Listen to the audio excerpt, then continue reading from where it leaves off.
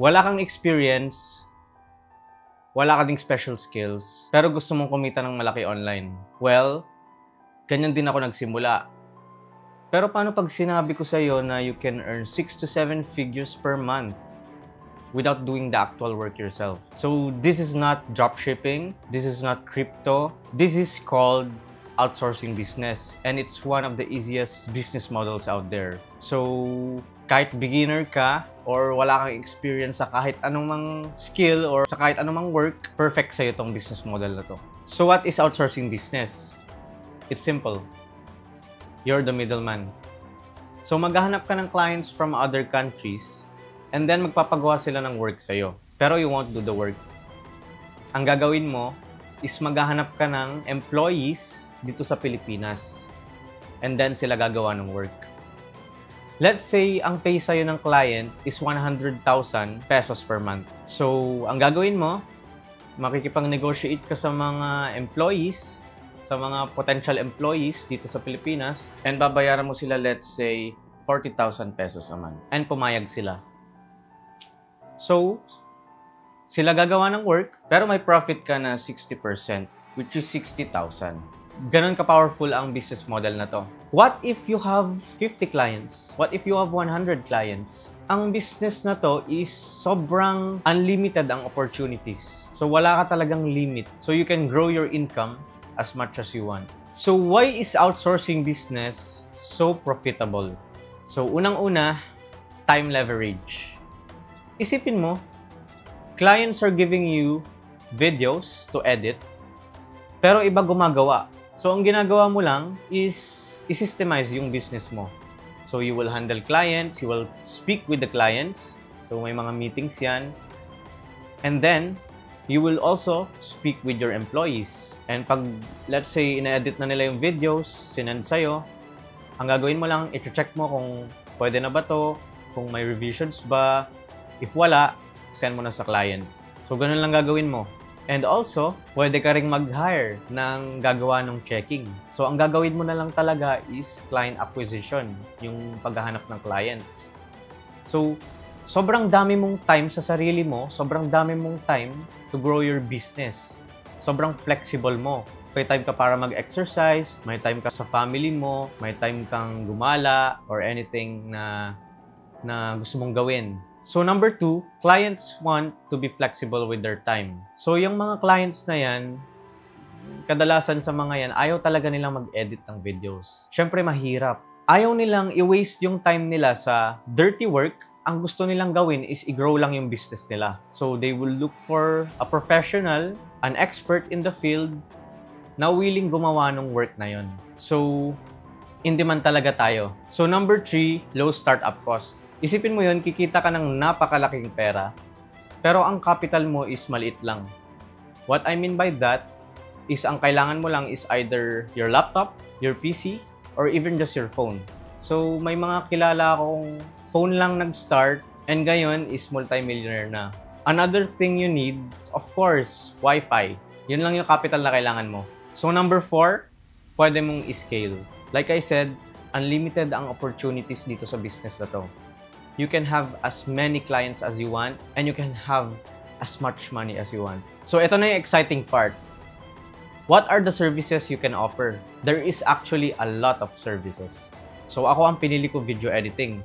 Pero marami pa yan. Merong graphic designing, web design, web development, social media management, Facebook ads. So, sobrang daming pagpipilian na niche. Ikaw na bahala kung anong gusto mong piliin, kung ano yung the best for you. Kung wala kang skills, tignan mo na lang kung ano yung niche na interested ka.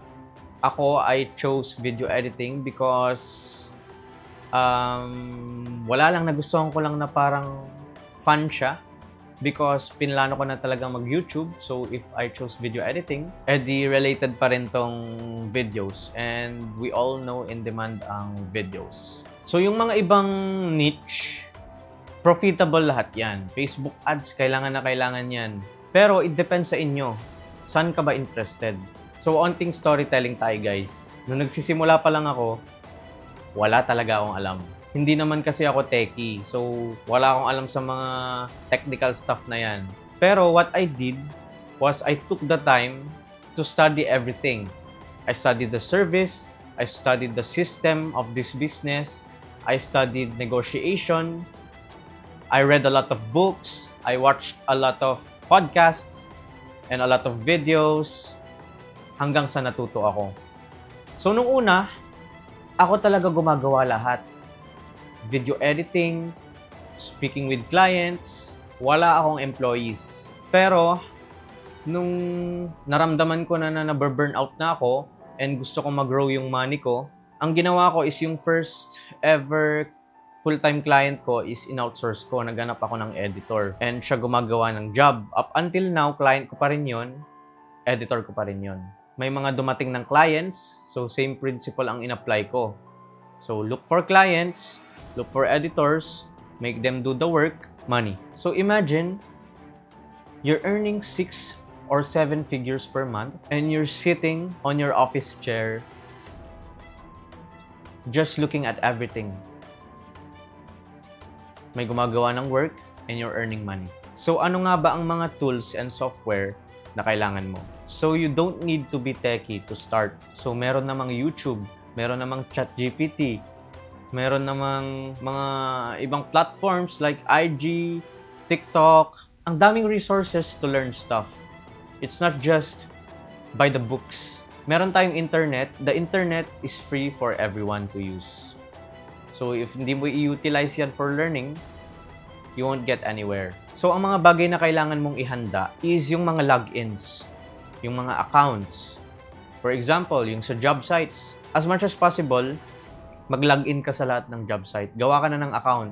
Online jobs, Upwork, Fiverr, madami yan. So, other than job sites, you can also go to social media platforms like X, formerly Twitter yan, LinkedIn, Instagram, YouTube, Facebook. So, maraming choices. And I suggest na mag-login ka sa lahat ng yan. Diyan tumatambay ang mga clients. So, number 2, you need to study and prepare the task management software. So, yan yung mga gagamitin mo with the clients and gagamitin mo with the editors. So, diyan mo i-manage lahat ng tasks. So, examples, Slack, Asana, ClickUp, Discord, Notion. So, here's a list of the task management software that you need to start. So, number 3, of course, you need to prepare yung mga accounts for payment. So, iba-iba kasi ang payment methods. Pwedeng PayPal, pwedeng Wise, pwedeng direct na sa bank mo. And you also should have a bank account if you're over 18. So, ang suggested ko is, hindi to bias ha, ito lang kasi yung trusted banks ko. So, BPI, Union Bank, and Metro Bank. Freelancing versus outsourcing. Ano nga ba ang para sa'yo? So, it depends on kung ano man yung gusto mo. So, kapag freelancing, you do everything.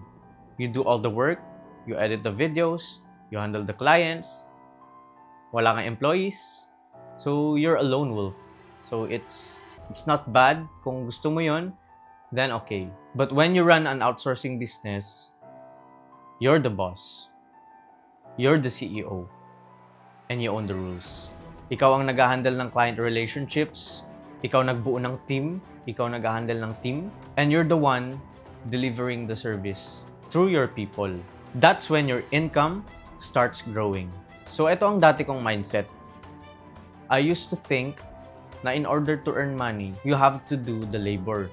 You have to work long hours, kailangan mo maging masipag para kumita ng malaki. Pero hindi pala ganun yun. So if you're a businessman, if business-minded ka, dapat magaling ka palang gumamit ng other people's expertise in order to generate income. So here are common questions na madalas itanong sa akin. So what if yung kinuha kong employee is hindi magaling? Kaya nga may screening process, kaya nga may hiring process para before mo sila i-join sa team mo is good fit ba talaga sila. So kailangan mo talagang i-check yung background nila, yung skill level nila, and of course, ang pinaka-importante sa lahat, yung attitude. Another question, paano ako hanap ng client? There are 2 ways. The easy way and the hard way. So the easy way, go to job sites. and mag-apply ka. Kasi yung mga nandyan sa job sites, talaga naghahanap sila ng tutulong sa kanila. The hard way, go to social media platforms and dun ka maghanap ng gusto makipag-work sa'yo. So, hindi lahat dun is naghahanap. So, kailangan mo silang i-persuade to work with you. Another question, may puhunan ba? My answer is simple. It's either walang puhunan or kung meron man, minimal lang. So like I said, ang kailangan mo lang is either laptop, PC, or phone, and a Wi-Fi. Yun lang. So imagine you can earn 6 or 7 figures per month na nasa bahay ka lang. Or if naboboring ka na sa bahay, pwede ka mag-travel, dalhin mo lang yung laptop mo, you can work anywhere. So here's how you can start today. So step by step. Step 1, pumili ka ng service mo. It's either video editing, graphic design, social media management, Facebook ads, etc. So step 2, prepare everything you need to outreach. So yan yung mga job site accounts and yung mga social media accounts mo. So step 3, start hiring employees online. So maraming platforms kung saan pwede maghanap ng employees. So social media platforms. Ako, sa Facebook ako naghahanap. Pwede rin sa online jobs. Pwede rin sa Instagram. Pwede din sa TikTok. Maraming choices. Step 4, mag-start ka ng mag-outreach sa mga social media platforms and job sites. You now have, let's say, meron ka na naka-standby na editors or employees. So, ready na sila na once na makakuha ka ng clients, may gagawa. So, step 5, this is my favorite. So, let's say meron ka ng clients and meron ka ng editors. So, ang kailangan mo na lang gawin is pag-aralan mo yung work from the client, from the specific client. And then, pag nagets mo na yung system nila and kung ano ba yung gusto nila na type ng videos or yung gusto nilang outputs, i-discuss mo yun sa employees mo. So, kung ano man yung gusto ng client na mangyari, aaralin mo yun and then ituturo mo sa editor mo para maging maayos ang relationship nyo ni client. So, that's it. Ulit-ulitin mo lang yan. Same process, same principle. Once na nakabisado mo yan, the opportunities are unlimited. So kung gusto mong matutunan ang step-by-step process kung paano ko ginawa to, meron akong Discord community na kung saan andun na lahat. It's a community where we're a family. So pag may questions ka sa certain areas, mag-chat ka lang doon. And kung sino man yung online sa Discord, i-answer nila. And also, I'm taking in people to help for free. So inside the Discord community, you'll learn how to get clients, how to hire employees, and how to systemize your business. Comment "Let's get rich" and then click the link to my Discord community in the descriptions. So like and subscribe. Thank you for watching.